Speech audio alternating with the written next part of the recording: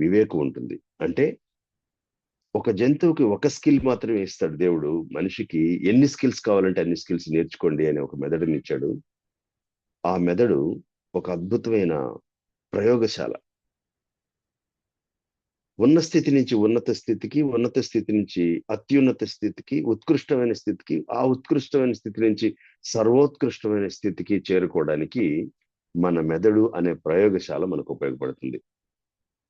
యోగనారాయణ లాంటి గురువు గారులు మనకు లభించారంటే అది కేవలం భగవత్ సంకల్పం మాత్రమే. మనం ఏమి డబ్బు ఖర్చు పెట్టకుండా అసలు ఎలా పరిచయం అవుతారంటే ఆ భగవంతుడు మనకి ఒక ఒక విధి లిఖితం అంటారు చూసారు, అలాగా మన జీవితంలో ఇలాంటి గురువు గారులు మనకు పరిచయం చేస్తారు. మీరు అనుకుంటున్నారేమో ఈ 21 రోజులు, ఈ 2 నెలలు, ఈ 3 నెలలు అని. పెద్ద పెద్ద అధికారులు వారి దగ్గర సాష్టాంగ నమస్కారం చేయడం నేను ప్రత్యక్షంగా చూశాను.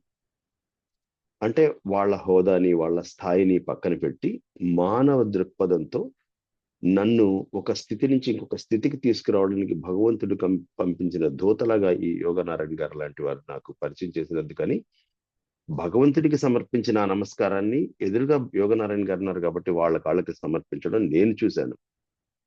ఇది భారతదేశం మనకు నేర్పించిన సంస్కారం. వయసులో పెద్దగా ఉండే వాళ్ళకి నమస్కరించాలి. వయసులో పెద్దగా ఉండే వాళ్ళు కనపడితే తల కొంచెం దించి భుజాలు దగ్గరగా చేసి చేతులు 2 జోడించి నమస్కరించాలి అని మనకి వెన్నతో పెట్టిన విద్య. ప్రపంచంలో ఎవ్వరికీ తెలియదు. నేను ఎన్నో దేశాల్లో తిరిగాను.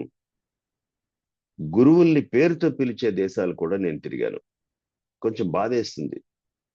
వాళ్ళని చాలా రెక్లెస్ గా మాట్లాడడం, వాళ్ళతో కలిసి చాలా చెడు పనులలో కూడా వాళ్ళతో సాంగత్యం చేయడం నేను చూశాను. కానీ భారతదేశంలో మాత్రం గురు శిష్యుల సంబంధం గురు శిష్యుల సంబంధం కరెక్ట్ గా దేవుడికి భక్తుడికి ఉన్న సంబంధం లాగా ఉంటుంది.